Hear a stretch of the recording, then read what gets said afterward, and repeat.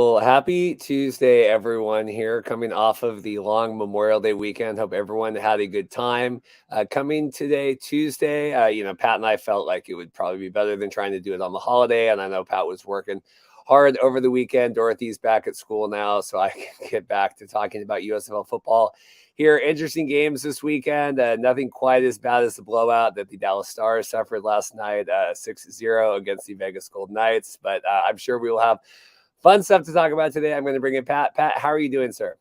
A little tired. Shocker, guys. The USFL hater in me. I did not watch all the games live, but because we have a show to do, and I am a champion of these leagues, I watched them. I think starting at 9 p.m. last night, all the way till now. I watched Yellow Jackets.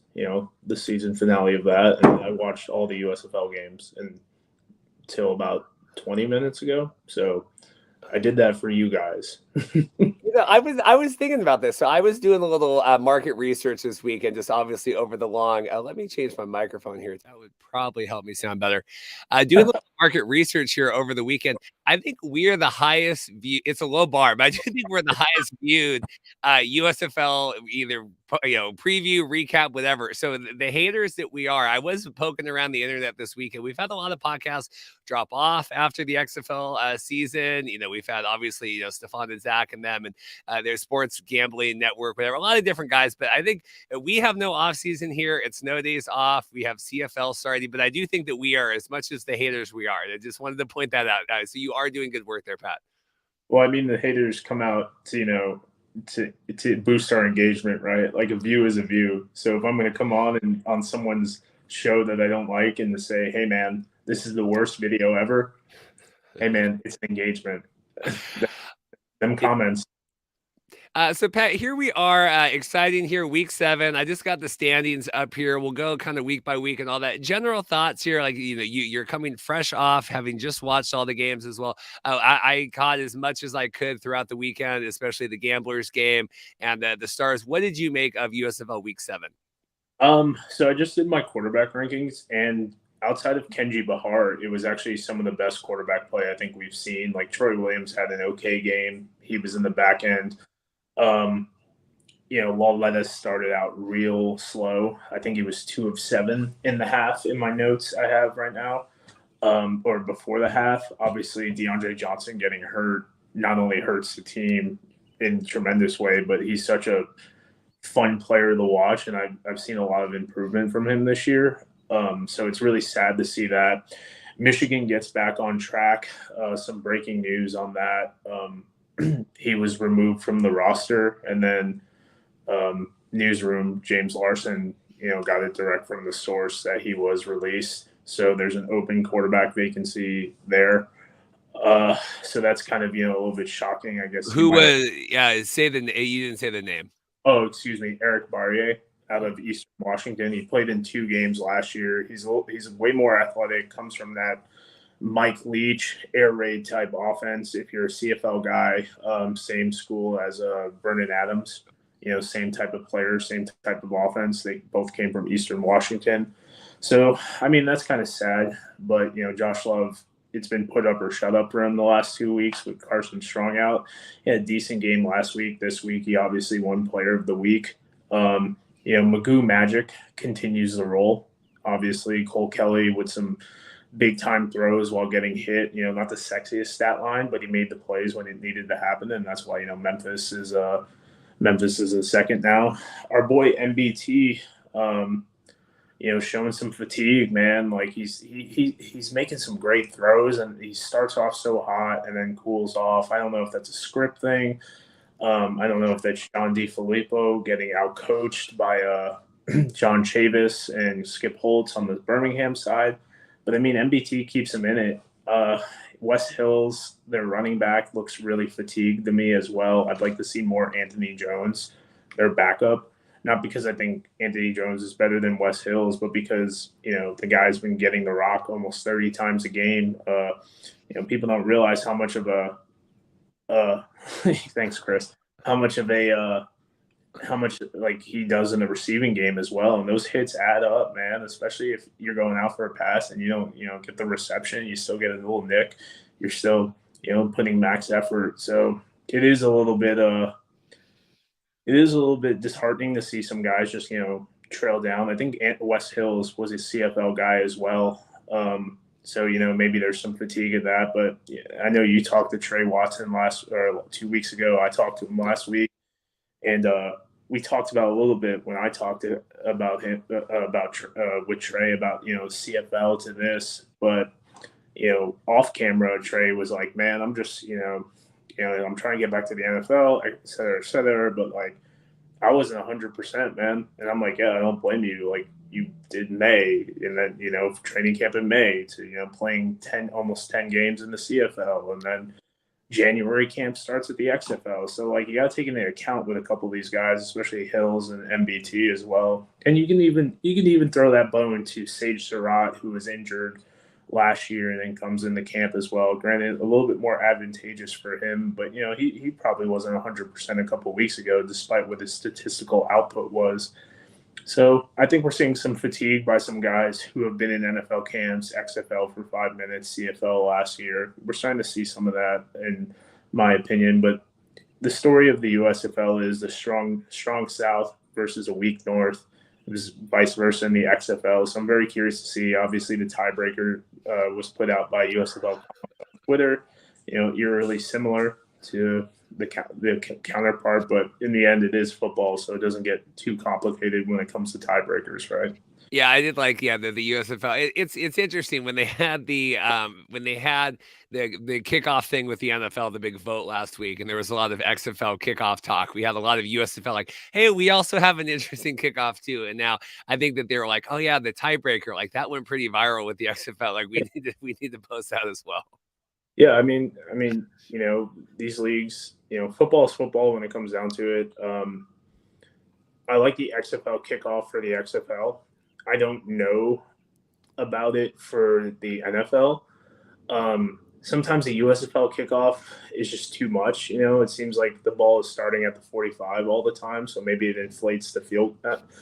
These kickers, their stats a little bit because they're having more attempts in a 10-game span, and that's something I'd have to dig into. And Greg Parks seems like he has a bunch of free time, so he probably dug into it already. But something I always talk about with these leagues is like special teams is where these guys are going to make their money. So they need to return kicks, they need to run down the field, they need to do all this stuff. The thing I like about the XFL kickoff is that it keeps them healthy so they can go to the NFL. But what I like about the USFL kickoff is that they are returning it more. So they're getting more opportunity. The returners are getting more opportunity, and then you're able to measure that speed from the guy running with the kicker. So I flip a coin depending on how I feel about it that day. Josh Simmons probably made himself a little bit of money this week of the Maulers. He had some good returns. Isaiah Henney's been a top punt returner. So these guys are probably going to garner some workouts and interest based off their return ability alone. But in the end, like we don't talk about, a guy who's running down as the gunner. Like Vinny Papale caught a touchdown this week and then made a special teams tackle right after. Vinny Papale is not going to be your wide receiver 3 or 4 on an NFL team. The only way he's going to make a roster is, can he return punts? Can he cover kicks? That was my big criticism with Reggie Corbin last year that I always get a lot of hate for is like I would rather sign Cam Scarlett or Stevie Scott because they play on kickoff, not returning, but they play on the kickoff. And, Corbin's done a good job this year being more involved in the passing game, so maybe it adds to his value. He's a great kick returner, but special teams is where it's at. And, when we mess with it too much, we're messing with people's jobs. Essentially, I'll never forget Larry Izzo of the Miami Dolphins. Couldn't play linebacker worth a lick, but man, he made 20 tackles a year on kickoff. Well, it's interesting. I was talking with Eric Eager about this on, I believe it was last week's show, the one that, from Friday with John Hodge and all of that. And that was what he pointed out with the, the NFL kickoff and all of that going away. you're going to have guys like Kavontae Turpin, who came out. I think there was the soundbite over the weekend, like, well, I'm still going to return the balls. Like, I'm not going to fair catch, which I like, right? I mean, that's a good spot for him. But, a lot of these guys, like you said, that do make their money in the spring leagues transitioning to the NFL, if there's not as much of a role for them.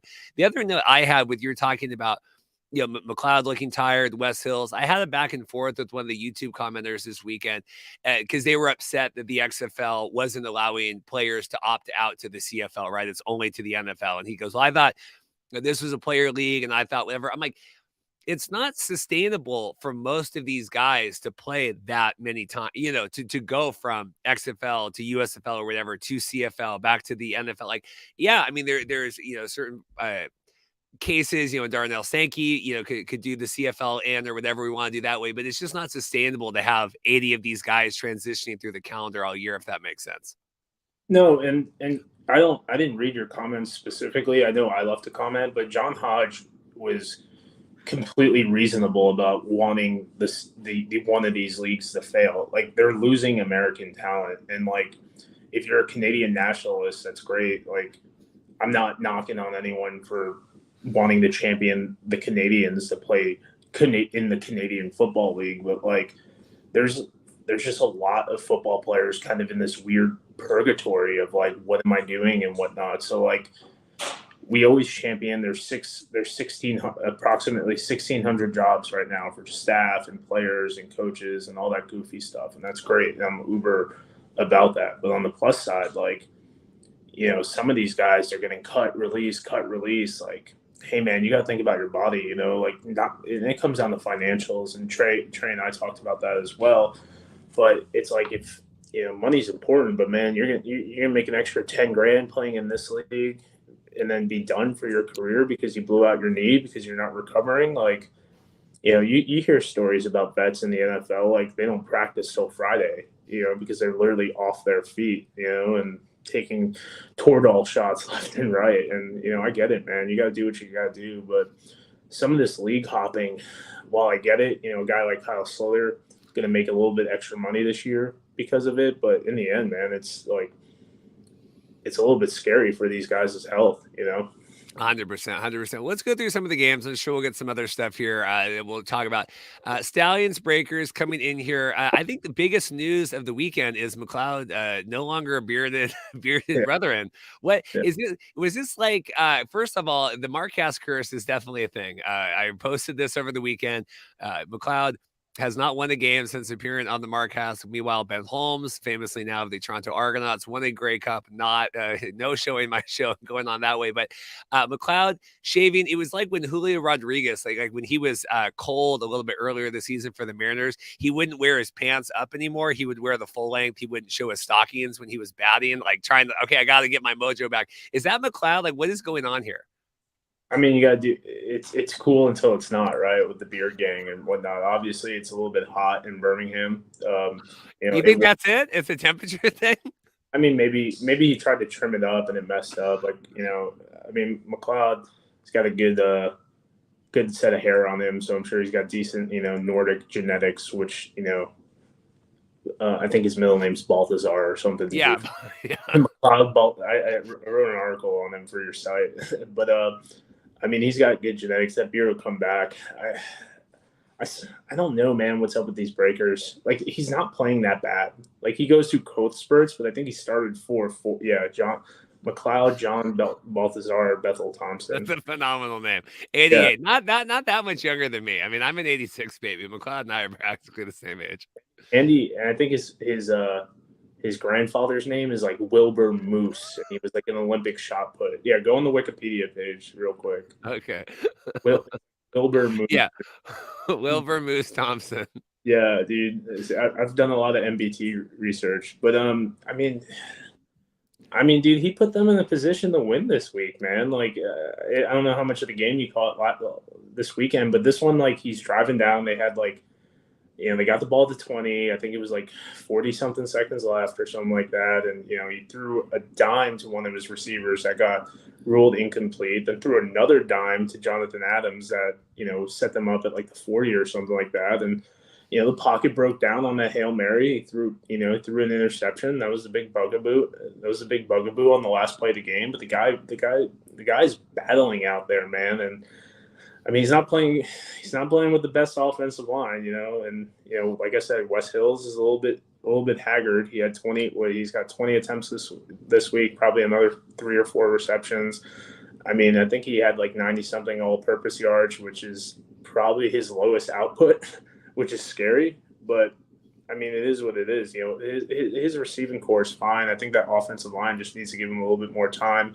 He got hit a couple times by Quinn Poling, and I knocked Quinn Poling last week for not being able to finish on a lot of plays because he was getting in the backfield on almost every play and then just couldn't finish that tackle. So that loss of 2 turned to like a gain of 1 yard, which, obviously didn't matter too much last week for the Stallions. But in the end, man, like that Birmingham team's no joke. I think coming into the season, they returned like 60% of their roster, and they retooled at the position too by picking up Rashard Smith and picked up Austin Watkins and Myron Mitchell and Davion Davis, former XFL guy, Jay Sternberger. So, I mean, we can knock the Breakers all we want, but in the end, like, Stallions are the best team in the league right now.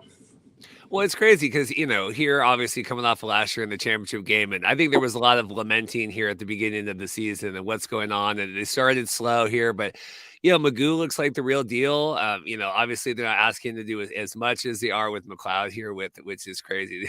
24-42. It's just like, feels like a Ben DiNucci stat line here going on. But, I don't know. They're getting back. They got the home field. I thought the crowds looked better this weekend. We can talk about the Showboats during that, but it does feel like they're finally clicking again here and carrying back the way that we were talking in the group chat yesterday, where the Generals maybe didn't retool enough in the offseason, bringing it back. The Stallions were able to kind of retain here what their core was and run it back here, and they're looking really good.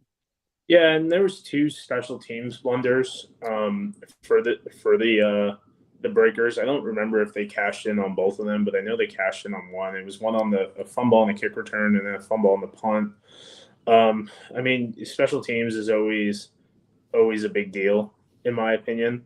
Kind of worked out. It kind of worked out in their favor. Big thing I want to shout out was, Joe Klatt did a great job commenting, and I love the fact that they clowned on Pereira at the end of the game. I don't know if you saw that, but there was a punt, and Klatt was straight up like, I don't know what he's looking at here. And I think that's kind of a running gag at this point, And also, let's really shout out Mike Pereira wearing the high water sweatpants in the.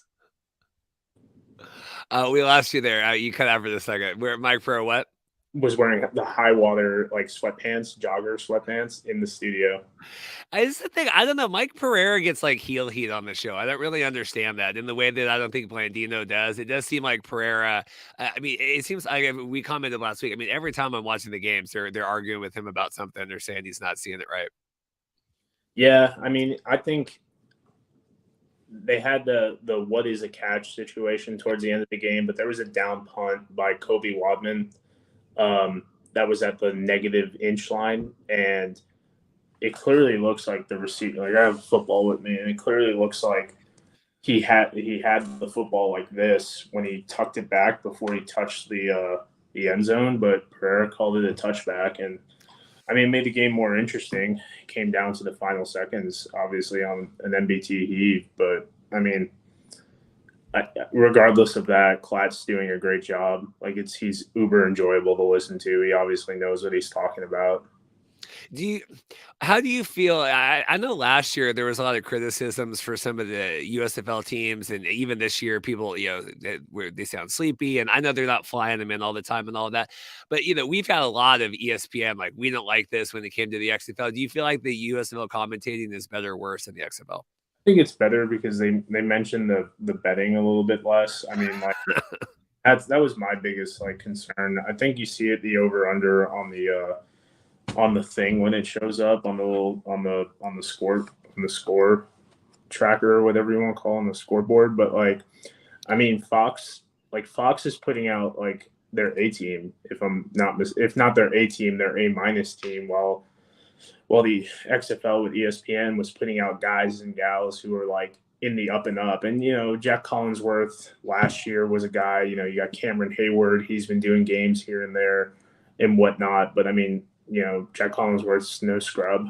Cameron Hayward's been around the game a decent amount, which obviously doesn't mean anything. But it seems like Fox is using the sideline reporters to be more of their, like, training grounds and whatnot, which is where Jack was. And now they have Jake Butt. Devin Gardner was there last year, but he's always fun to watch. I got a lot of love for Devin Gardner. Was a big fan of his at when he played at Michigan. So I mean, it's cool too. It's cool to see Jake Butt there as well. It's a guy I had high hopes for in the NFL. A lot of injuries, and still see him involved in the game and whatnot. Yeah, it feels like the sideline, like you said. I don't, and obviously it was kind of like Brock with the Exeter back in 2020. And I know when he's been doing games, you know, it's like with the USFL, like we're kind of trying to replicate that. Where for whatever reason, it does feel a little bit more organic in the XFL. I know they're both doing it now, and kind of like one's begetting the other, and they're both kind of going back and forth. But it does feel like it's a little bit more natural. I don't really feel like I ever gained a lot from the USFL sideline stuff in the way that I thought some of the stuff that Cole Kublik was doing or whatever with the XFL this year felt a little more fun, if that makes any sense. Yeah, and when Devin's doing it, I have no problem. But Jake Butt's never done this before, so this is his like spring training essentially. But the commentating and the play-by-play, with Joel Klatt, Menifee's done a couple games. Greg McElroy, Greg McElroy's the ESPN, but the one other gentleman, I'm feeling like they're bringing their A team to that because it's easier when you don't have to fly them out. You keep them in studio. Oh, well, no, and that's the thing. I mean, it is interesting sometimes when they're talking like Kurt's like, oh, the feeling here in Detroit. It's like you're not anywhere near Detroit, brother. Like you are. So you're saving money here on these flights. Bro, you're not even wearing pants right now. You're doing the hat. Let's see here. All right, so Stars coming up here, kind of getting back on track here, right? They're technically top in the North right now here at 4-3. God, it's really really weak, and we have a comment here from Gregory. We can talk about the parity later here with all the teams still being in it. What did you make here? Maulers here, kind of continuing their downward slide, obviously closer, but what do you make of this? I mean, they're way more competitive this year, and that says a lot to Coach Horton. Troy Williams had a mediocre game, in my opinion. I think I ranked him at 7 or 8. I ranked him at 8, out just ahead of Bahar.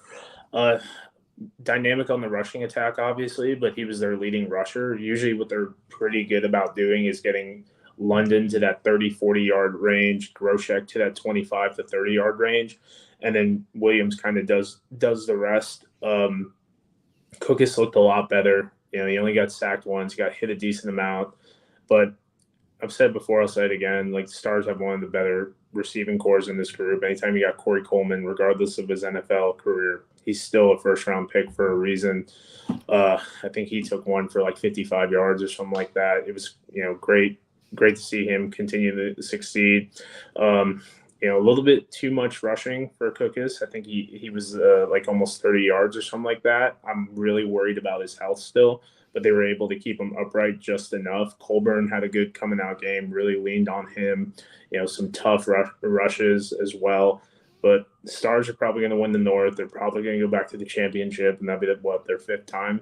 Shout out to Cookus, by the way, for coming up on 3,000 passing yards in the USFL in his career. I like too the clip where Case lost his ring. I saw that floating around on Twitter as well. I lost my wedding ring. He's kind of a goober. I mean, I like Case a lot, and I think he's obviously a good quarterback. But he is a little bit of a boob when it's like tell my wife I lost my wedding ring. I lost my wedding ring. So I thought that was funny. They had that one of the I was one of those something like that's happened before where a guy like lost their necklace in the end zone or something. They couldn't find it. Some precious, valuable. Like let's leave. That's why you wear like the silicone rings and stuff. Let's leave the hardware for another time. Yeah, or you get tattooed on. Not a bad. Yeah. So we're looking here in the North. Here I can switch right over the stands. Yeah, seems like Stars. They're 2 games up now, right, against the Panthers. Like, is this a repeat? Are we heading back to Stars Stallions Part 2? I think so. I mean, I don't see it another way. I know that I don't want to say that gaffe by the USFL website put that new playoff structure in. Oh, yeah. I mean, dude, at this point, man, it's not the worst idea. Like, I would rather see the Breakers Stallions than the Stars Stallions, honestly, because it's, in my opinion, like, you know, the Breakers would put a better show on, especially with their 1-1 and whatnot. I mean, Philly's got some good things, but then, like we talk about every week, they didn't improve their offensive line. Cookus has been beat up. They got, the defense is doing pretty okay. Channing Stribling hasn't been as much as a ball hawk this year, but he hasn't been bad. Amani Dennis has kind of picked up his statistical slack and whatnot. But man, the two best teams, and I know they lost this week, but the Breakers and the Stallions are who I would want. If it came down in the USFL Championship, MBT throwing a 40-yard heave to the end zone for the final play, not a bad look in my opinion. That was, for anyone that wasn't tracking this last week, that was the most bizarre thing where Fran that writes with Paul Reitz over at Our Sports Essential, and Paul's obviously the USFL historian. He's been on the show a bunch. Fran was on our live show, and Fran sends me over whatever the new article he wrote. And I'm checking it out, and it's showing the for the playoffs that the 1 seed in each division is going to play the 2 seed in the other division. I thought, well, Fran, where did this come from? It's like it's on the website. It's on the website. It came out in a press release, and I go on there. And whoever was writing the articles for that was just the most bizarre thing. I know we reached out to the league. I know Mike reached out to the league, but really the most bizarre thing that they concocted this entire alt universe playoff scenario, wrote clinching scenarios out of it, and then had to backtrack it all. And they said, well, no, it's actually the 1 seed is going to face the 2 seed in each of their divisions. So, how did that happen, Pat? I mean, it's the same guy who probably wrote the 6,500 fans in Detroit, right? This. I mean, maybe it was a conversation, and I'm, about hey, this is not going to be a good championship game, and I think Cannon's going to show out in for the playoffs. They put together a good product, especially that championship game, and they're probably like, hey, man, this ain't going to be a good game, dude, because. And maybe part of it too is that they don't want the Stars to play the Stallions in next in this championship. I don't know, but man, I mean, your guess is as good as mine. Someone's getting some heat right now, especially if it's that same guy or gal that did the 6,500 fans. Do we like the parody here? We talked about this every week. I've talked about this on the normal Friday show. Do we like this? That every team's basically, Generals and Maulers are kind of out of it, but everyone else is kind of more or less in it. I mean, it makes these games matter, right? If the Stars were 7 or 6-1 or 7-1 going into week 8 and week 9, would we care as much if they were playing? Who are they playing? I think they played the Gamblers this week. Would we care as much? Panthers are playing the Breakers this week, so now we're kind of like, oh man, this game matters too, because what happens with the Maulers and Generals if they figure it out, or do the Stars take another lead? If the Panthers upset the Breakers, then obviously the playoff run for MBT gets a little bit more murky, and then you got the Showboats. Cole Kelly's been my dog this whole time. I thought he'd be good. I didn't think he'd be this good. So it's it's keeping these games interesting, right? And that's all you really want, and especially in an 8-game or 8-team league, it's good that 2 playoff spots. I don't know what the percentage is to the 14 versus the 32 in the NFL, but we have to care about. If you care about watching this league, you have to care about these games. You have to stay in tune to see what's going on. So maybe draws a couple more fans. I'm not really sure, but for me, I'm all about it. A couple questions here. We'll go to the next game, but we'll stop here. Xander, Alex Magoo, USFL MVP, hands down. What do you make of that?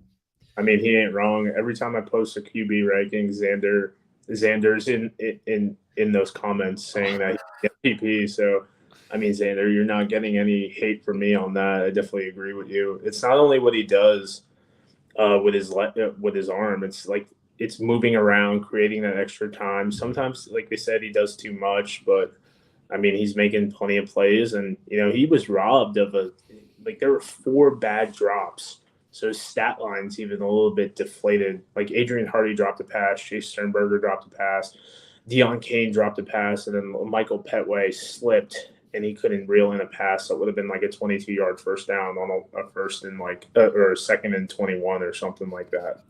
So his stat line's a little bit deflated, in my opinion. Question here from Mike, and this is interesting. Would it be good or bad for the league if the Stallions win it again?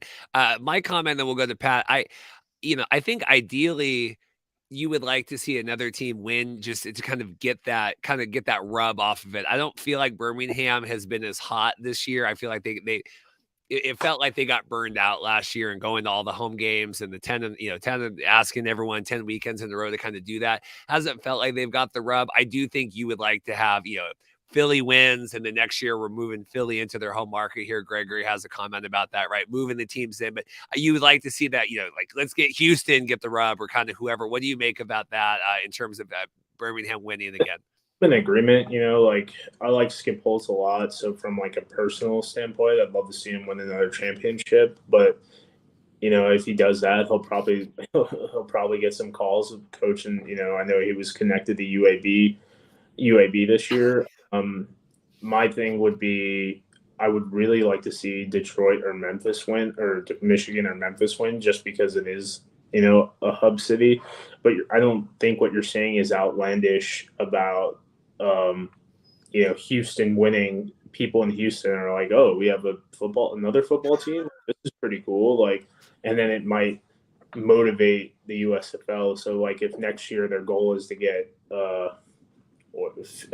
Philadelphia into a hub, and then Houston wins, they're like, oh, okay, well, we should probably try this one out because, people in Texas love football. People in Houston love football. The Roughnecks, put together a pretty decent show this year. Why not, get another team in there and kind of get some of that residual? And I'm curious to see, and from a Houston standpoint, if Houston and the Roughnecks are bad next year, but the Gamblers are good this year, and they are in their hub in 2024 or their stadium in 2024, will we see an uptick in fans for the Gamblers versus the Roughnecks? And then, but to do that, we got to see attendance, right? So, and we can talk about the attendance all we want in circles, but I'm good with not seeing the attendance for Canton. But show me the Michigan games, not even the Stars. Just show me the Panther games, show me the Showboat games, and show me the Stallion games. It's interesting, where you have both in alternate worlds here, where you have both the Houston and Detroit, where both of those NFL teams try to really rebuild right now. The Lions looking good. Houston, presumably here, while this coming year into the next year, kind of rebuilding. And an alt world where both of those teams are still, duty. You would think that maybe you get a little bit more rub with the USFL, where both of those markets are kind of rebuilding. You feel like there has to be a little bit more. And I mean, that goes for the Roughnecks as well. But, these alt leagues competing in markets where the teams are actually building themselves to be better has to kind of hurt a little bit. I mean, it just depends. I think for the Panthers, it helps them because everyone's excited about football in Michigan and specifically, obviously, Detroit with the Lions. But then I think it go either way, but we don't have enough data to accurately do that because I think you could be 100% right or 100% wrong. Like, you know what I mean? And I was big on the Panthers being, showing out this year. And I think they, and from what we've seen, it's been, first 2 weeks were good. That third week didn't look too good. And then last week was okay, in my opinion. I think it looked like over 10,000 fans. But, coming from Birmingham, where and I've been very vocal about this, like so much credit to the people of Birmingham who are not associated with these players, these coaches, just dudes and gals just doing something on a Friday night, Saturday night, Sunday night to continue to show up. I think that's, they were asked to do way too much, that city. And, I know they made out like $5 million plus and whatnot, but man, that's a lot, dude. Like, I get tired watching these games on my couch sometimes, I'm like, we're like 18 weeks into this, 17 weeks into this, like, I'm beat down a little bit, but, to actually go to the games, even if the tickets are free, even if I'm, getting comp drinks and whatnot, man, like, I have a way better time watching these games on my couch than I do at the stadium. We had a comment here, Dylan talking, and I don't want to get into the post XFL depression, but yeah, a little bit of football fatigue here, a little bit of spring football, and especially, I don't know how many of our fans overlap going into the CFL here, picking up, and at least to me, that feels different, right? I mean, the CFL is kind of a different where, I've had Bill Shea on a couple times with the Athletic where for the casual fan, there is not a lot to differentiate the XFL and the USFL. I know that we sit here in the minutia and go back and forth, but generally speaking, if you turn my mom on to either game, she wouldn't know, okay, this is the one owned by The Rock or Fox or whatever. So are you feeling that, the kind of football fatigue here? I am, and I think that's why I'm looking forward to the CFL. And I think for us, Reed, not to put us on a high horse, but because we talk to the players and we interview players and we interview coaches and we talk with all these people. And I mean, you keep sending me freaking guys in my DMs to talk, try to get them, in my contacts in the league and whatnot. The coaches keep coming to me, and I'm like, it's kind of like a nonstop grind. What I like about the CFL is I'm a very casual writer for it, so I can kind of just watch the game and turn off. I don't, I pay attention to Brian, I pay attention to Mike Glass, I pay attention to certain players, and I watch them from a more analytical group faction. But I mean, for the CFL, for me, it's just enjoyable. I don't have to press pause. I don't have to rewatch the game. I can enjoy the football, and I do that with certain things in the NFL as well. Yeah. I like the NFL because I can sit there and have a beer and kind of do that. Talking here, so let's get into the next game. Speaking of attendance, this is the game I turned on Sunday. I was very impressed with this. I was very impressed. I thought Memphis looked good. I know we've kind of poo-pooed on them and, obviously the non-hub, but I was impressed with this. What did you make of the Memphis crowd and then obviously the game? The only thing that I'll say negative about Memphis is just that stadium is so weird that it I feel like they may have had a 5,000 person attendance a couple weeks ago, and we would never know because of how that stadium is built. Because while Birmingham was on the opposite sideline, they still had probably 500 to 1,000 people on the visiting sideline. Granted it's a big game, but the home team sideline was filled up. It looked pretty good. So I don't think. I think Memphis gets a bad shake because we don't, if there's 5,000 people for a game, not a bad shake, still probably pretty okay in the checkbook. We don't get the best view of it, in my opinion, because of how weird shaped that stadium is, and that bothers me a lot because I don't think it's fair to even the players, getting hyped up. And going back to the Birmingham game, there was a lot of you could hear the actual chants and whatnot as well. That was cool to hear for the we don't always hear that in these games. But I mean, I don't know where else you put the Showboats. Well, no, I mean, it makes sense to do it there. To me, like I said, I was just impressed and I saw comments online. I think it was on Facebook as well. It just proves that it's working there. I was talking with listener Seth, and I guess Memphis is obviously in the area there in terms of being visible and doing stuff and sending players out. It just feels like that's the ultimate goal. In the USFL we've talked and people, slow and steady and kind of all that stuff. It proves it does work in an area where, the team is becoming successful now. I know they started slow, but you have that momentum going. To me, it's not asking as much, like we said with Birmingham, where it felt like Birmingham was criticized all last year. I wouldn't go to 10 home games either if I had the opportunity to do it. It put a lot on them where it feels this might be a little bit more organic with Memphis. Yeah, and Memphis is a good market. There's no football there. There's no pro team there. It's they have the Grizzlies are there. They got some good minor league baseball. It's a decent tourist attraction. If you're a real football hardcore real football fan, and you really like the Battle Hawks, it's a 3-hour drive to get down to Memphis. You can pick up some people from Arkansas. You can pick up some people from Southern Missouri, Southern Illinois.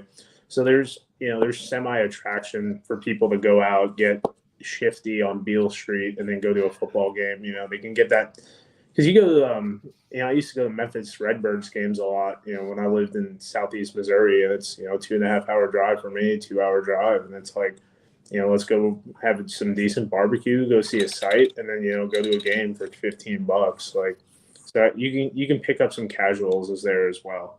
How'd your boy Cole Kelly do here for the Showboats?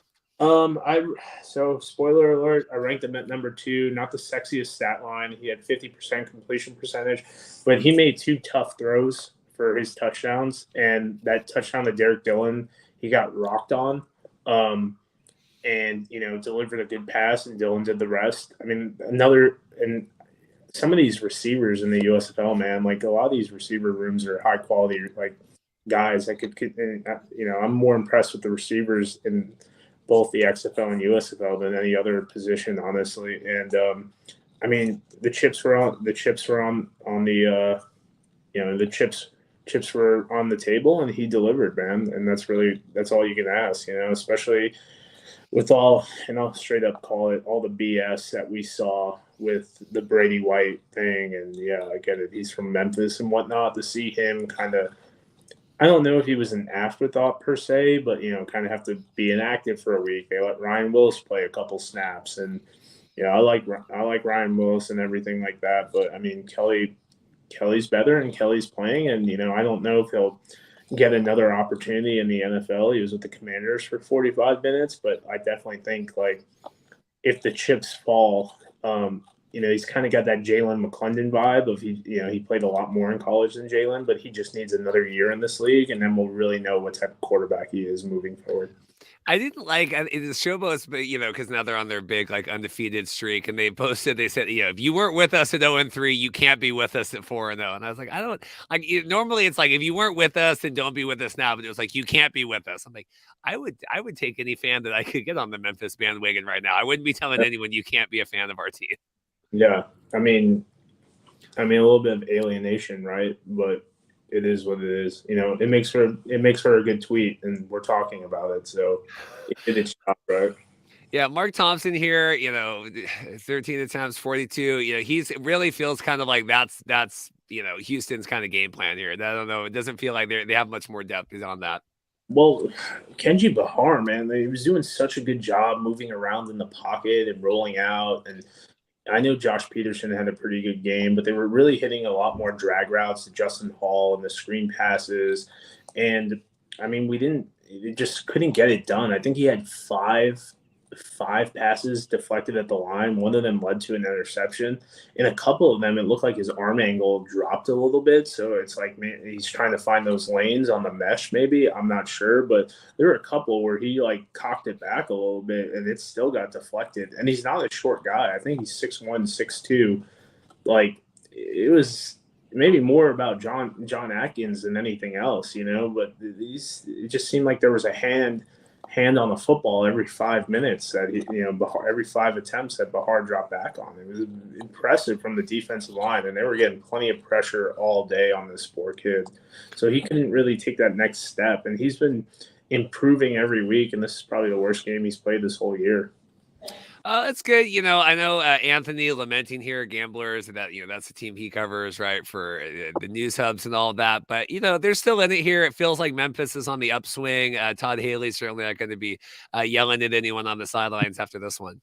Yeah, and I mean, it's competitive. It's that whole South Division is competitive. It's a toss up in these next 3 weeks. They're all 4-3 right now. I mean, I think except the Stallions are 5-2. Obviously, I think we could see, Birmingham finish the season, 7-3, and then I think we're going to have a tiebreaker. Personally, I hope it doesn't go down to like the 4th or 5th, like with the Battlehawks and Sea Dragons. But I mean, these teams are going to cannibalize each other, and I want to pull up the schedule just so I'm not talking out of left field or anything like that. But can you pull up the schedule? Yeah, I got it here. Yeah. So we got Houston here against Michigan, against Pittsburgh coming up, and then obviously Philadelphia against Birmingham, NBC USA, and then Memphis at Jersey, and then Panthers at Breakers here. Yeah, I mean, all 3 of those teams could win this week. And then, then there'll be some cannibalization with the Breakers and Showboats in week 9. Birmingham could lose the Gamblers, and then week 10, it's going to be week 10, and it's going to be a big game for the Showboats versus the Stallions. And if the Stallions are clinched, do they want to, throw everyone out there? They're dealing with so many injuries, and the Showboats are playing, and the Breakers are playing the Gamblers, so that's going to be a big game, and it's gonna come down to some nasty stuff once again, because all these teams could be 3-0, or excuse me, could win out this weekend. It's a very winnable game for all of them. They are the superior team. They should be the favorite moving into week 8, going into week 8 for the betting and whatnot. So it could be real goofy going into week 9, and then gets even goofier in week 10, because both those games are division games. Well, spoiler, the ratings will be out tomorrow, obviously delayed with the holiday. I don't think ratings will be good this weekend just because of Memorial Day and people traveling and kind of doing all that stuff.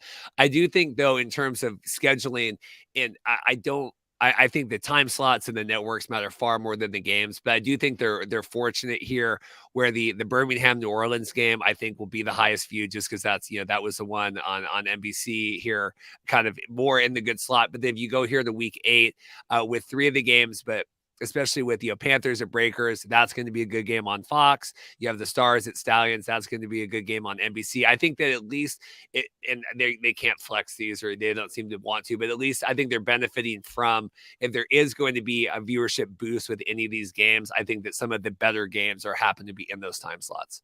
Yeah, and I was down in Lake of the Ozarks this weekend, and they were all on all the bars, so there's not much USFL in the Midwest. So in Lake of the Ozarks, you got a lot of Kansas City people, a lot of people from Iowa, a lot of people from Nebraska, come up from Arkansas. So I'm not saying that mattered, because obviously everyone's getting drunk and whatnot, but they were on at the bars for what that is, so you get some boost there and a little bit of exposure to, the 1 or 2 guys or gals that are there at a bachelor party and don't want anything to do with the chaos that is the Lake of the Ozarks. It is funny, though, when you have a conversation. I'll pull up the last game here. When you have a conversation with someone, okay, what is this? Like, what's going on? Like, is this in Europe? You're like, oh no, this is in, like, we had it with the XFL back in 20. Like, oh no, this is this is in Seattle, or this is in where, it is a very foreign concept here to get used to that. Finally, here we have Panthers. Can't win at home, but at least can win here against the Generals. I know Andy Murray was in the chat, very down on Mike Riley's coaching. The DeAndre Johnson got injured. I don't know if he's out for the year. Lots of things to talk about coming out of this game. Yeah, I mean, this is the game I was in tune to the most.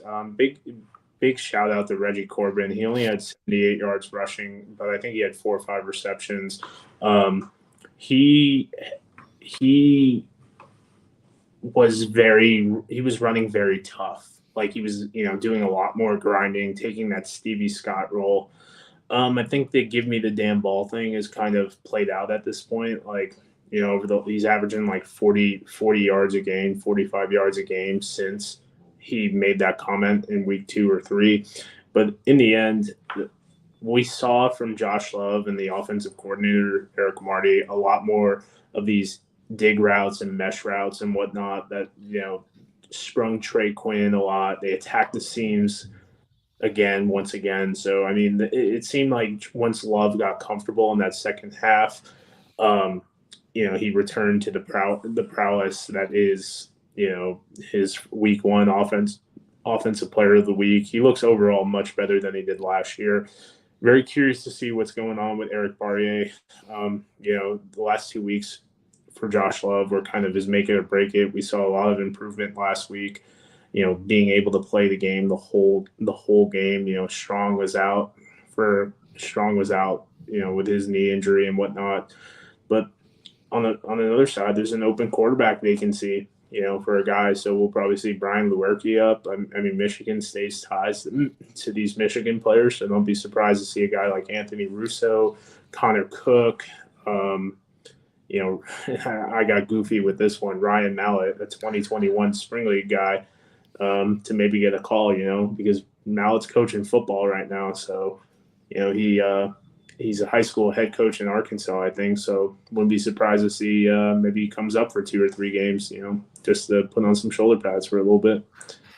What do we make of the Generals here? Like I said, with DeAndre Johnson going out, Kyle Lauletta, I don't know why he's been seeing as much action as he has here, but I mean, their Generals are kind of done for the year here if DeAndre's out, right?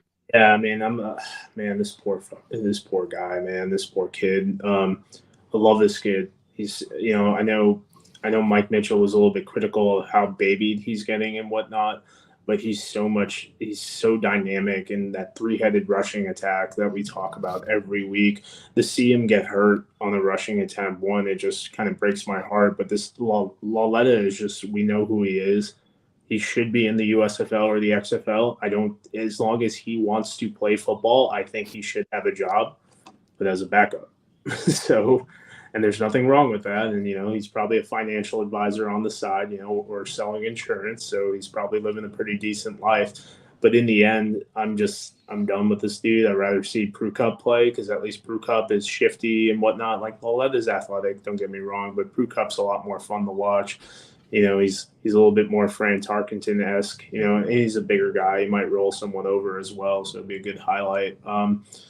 But I mean, the Generals, this team runs through Johnson, and with him out, I don't see much adjusting. Mike Mitchell is really critical about the team, kind of just ran it back, and that's fine and all, but it's fine until it's not, and it's not right now.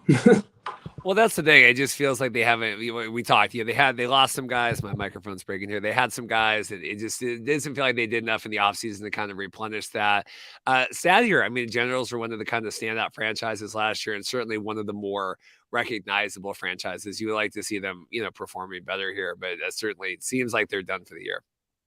Yeah, I mean it's definitely sad. Kudos to Michigan to keeping Josh Love relatively upright. I think they made a change at tackle. I know Broderius Ham was out with an injury. I think he had a right quad or a right knee injury, and then Josh Dunlap got the start. And then it seemed like they had another guy in there. I don't know if it was Ryan Nelson.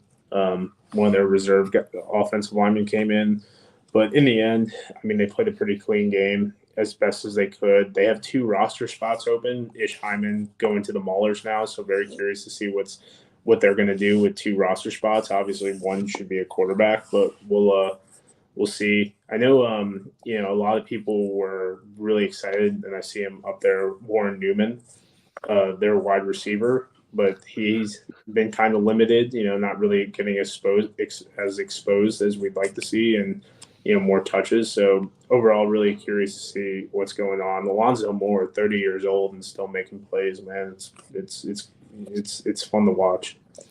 Michigan here is still very much alive. I mean, I know that kind of their home field, they're kind of the Edmonton Elks here of the USFL, but I mean, certainly still in it. Do you see them making a push here, or is it just they're too far gone?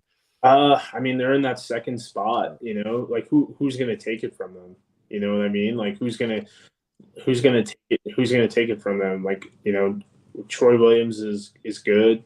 It's going to come down to him, and it seems like they're leaning too much on their defense and special teams, and defense wins championships, and that's great. But you can't do that, giving up 37 points and against a beleaguered Stars offensive line. So, I mean, if DeAndre comes back, I could see them making a push. The Generals, if he's done for the year, which I feel like he's going to be more limited right now because of his injury, then I don't see anything happening with the Generals. Yeah, and we had a comment here, falling apart. Why don't they play Prue Cup more? I don't understand that either. I don't get why he's never gotten more. I mean, he didn't look great in the little bit we saw at the beginning of the year, but it just seems weird that you wouldn't go to him and stick with Lauletta. Yeah, I mean, I don't know. His arm strength isn't as good as Lauletta's, and but he's a bigger guy. I think he's 6'2", like 220, 230. So you could run a more aggressive approach in this read option offense, and have Prue Cup kind of barrel some guys over and whatnot. But I mean, Lauletta threw some balls in the dirt. Like DeAndre was victim to 2 bad drops, one by Brandon Bowman, I believe, his tight end.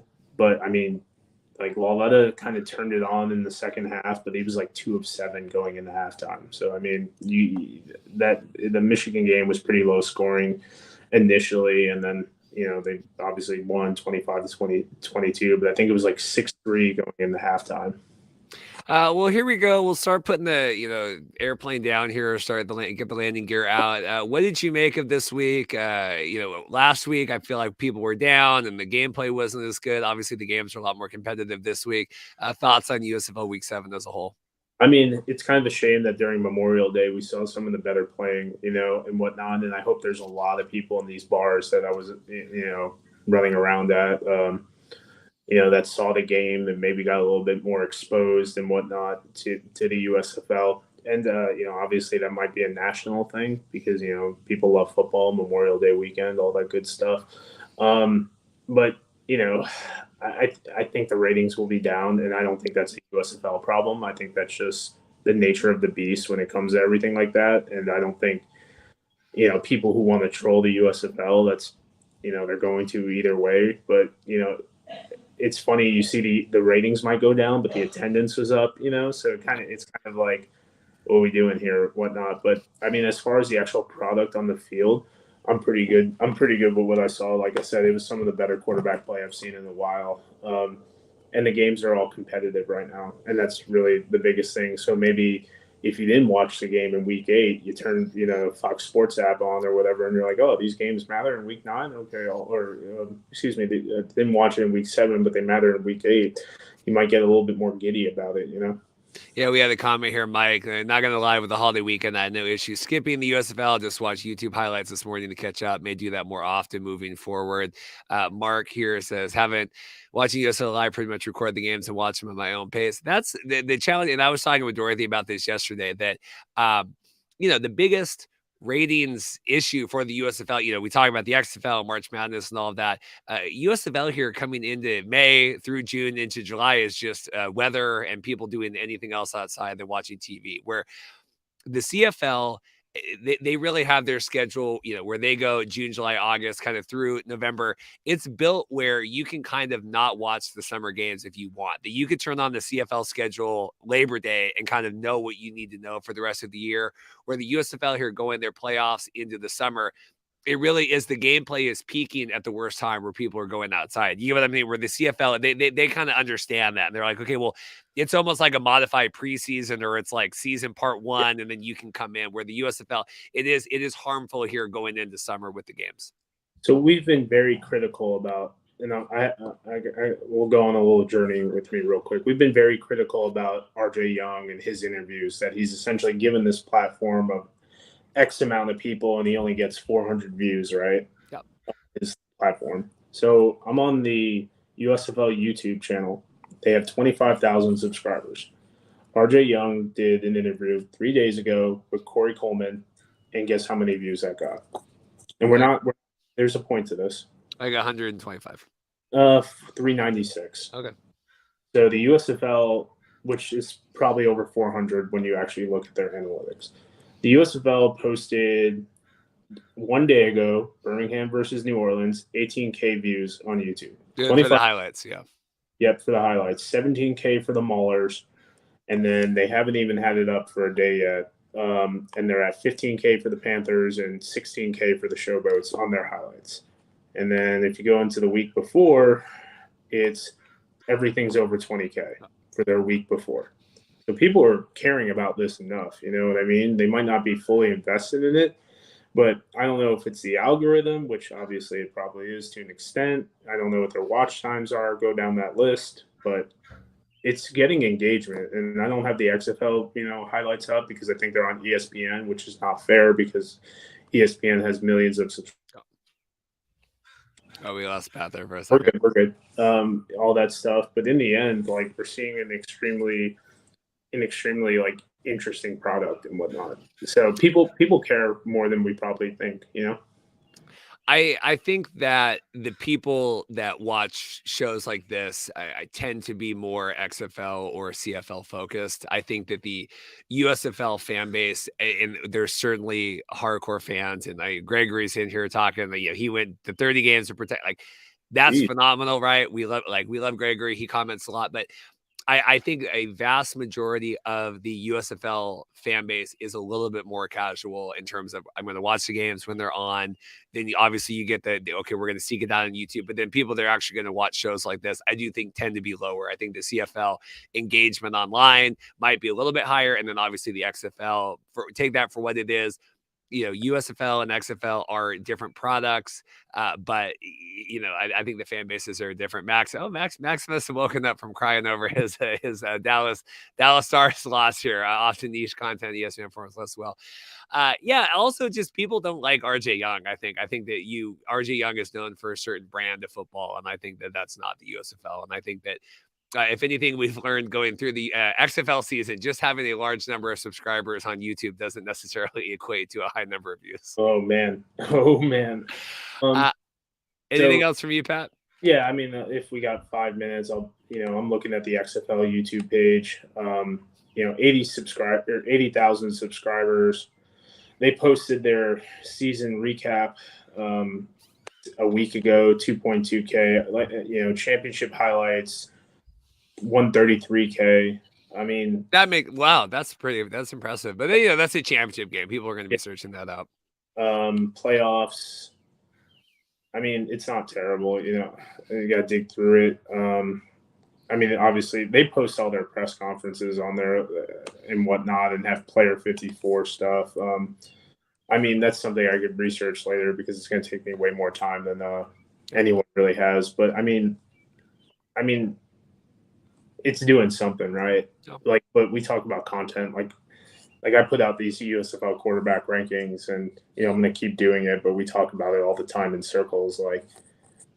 My views are down. We talk about this show when we talk primarily USFL. Obviously, my first quarterback rankings on my YouTube channel, I have 651 subscribers, and it hit, and when I posted it, I think I was at 400 or something like that, and I think it got over 600 views, and then my last one got 120 or something like that in week 10 for the XFL. So I mean, it's just the nature of the beast. We love this stuff, so we'll keep putting out content, but I mean, sometimes the things say enough. Well, that's how I looked at the USFL last year. I mean, I don't think that YouTube views are everything, but I think you can look at, web traffic and views and channel. I think you can tell if a product's hot or not. And I felt like the USFL last year was declining going into the playoffs. I think the parity in the league hopefully is helping year two. Hopefully is helping in this year. We'll see. I mean, these shows have averaged about the same the last couple of weeks since the XFL dropped off. So we'll see. But it's certainly something to track there. Anyway, we'll get out of here. I like doing the hour-ish mark. Good show coming up this Friday. We're going to have obviously USFL content on there as well. Evan Wilsmore is going to be joining us. We're going to be talking XFL players that still deserve a spot in the NFL. Obviously a lot of those signings going. And then I have a lot of CFL team previews coming up. If you're interested in the CFL season, should be a good show, kind of getting out of the XFL bump here and going into everything for the summer. Next week, we're going to be going live for the CFL kickoff on June 8th. And then Andy Murray and I think are going to be doing a special live Friday show talking the XFL offseason and what that calendar should look like, what the XFL should be doing. And then we have the rookie showcase coming up on June 16th, which works out. That's our normal Friday show. So we'll be doing something for that as well. So lots of things to talk about. I got to figure out, but I do think we'll be doing post CFL recaps. I need to figure out who wants to do that with me on Mondays. I don't want to put that on anyone. You've got 5 minutes to talk about the future for these leagues. I don't know what Gregory's talking about. I think, but whoever, I don't know who wants to do the CFL shows with me, but we'll find someone to do that because no one is doing that in the CFL space in terms of a live call-in show Monday. So I am excited for that. And I think that could be something. Anything else from you, Pat? I appreciate your time today. I mean, that's really it. I'm waiting on the XFL to see if they're going to allow media again. I talked to Brian Stoll about it because they do have a showcase in St. Louis. So I'll definitely have an opinion on that. That's on a Friday. So I'll definitely, see what my camera guys got going on, and, maybe we'll get some good content to share to you and my own stuff. But I mean, I'm pretty pumped about these showcases and whatnot as well. We're going to see a new crop of players. Something to keep in context with NFL spots, I'm sure Evan will bring it up, is there's another gambling probe going right now. So we could see a lot of, Mike's doing a real good job of keeping these numbers. I've seen a couple more players get cut, so maybe that the roster spaces are at 25 now, and maybe these teams are holding out for USFL guys, which, there's some cheap, and I don't want to discredit the players. We talk about a cheap signing, right? Like Philip Lindsay didn't need to go to the XFL to go back to the NFL. Like he was on the first running back, gets hurt. This is a guy we're bringing in. When he went to the XFL was to get that vet min of 600K and get it guaranteed to like 1 mil type thing, So, I'm curious to see the signings for both these leagues in the next 2 months, month and a half, and whatnot. And I hate to say it, but injuries always change the game as well. Last thing for me, just got an email from USFL after a highly entertaining Week 7, where all games were decided by 6 points or fewer. With all 8 teams in contention, they are going to be doing a virtual media availability via Zoom Thursday, June 1st at 9:30 a.m. Pacific time. So maybe we'll be getting some USFL news here, 12:30 Eastern, 9:30 a.m. Pacific. So just got the email out. You can RSVP. I'll get on that, but we'll be doing Zoom media. It looks like Mike Pereira is going to be there. Our boy Darren James is going to be there. Daryl Johnston. Yeah, Mike Pereira. So should be exciting. So maybe we'll have some USFL news. Maybe they'll be announcing the official playoff scenarios. I don't know what that would be, but something coming this week, USFL on Thursday. So it should be exciting. Pat, appreciate it. Everyone, like and subscribe. Let's get you to one of these championship games. Appreciate it. And we'll see you guys next time. Thanks so much. Thank you. All right, let me get our outro here. I've never said to go on this. Here we go. All right, we'll see you guys.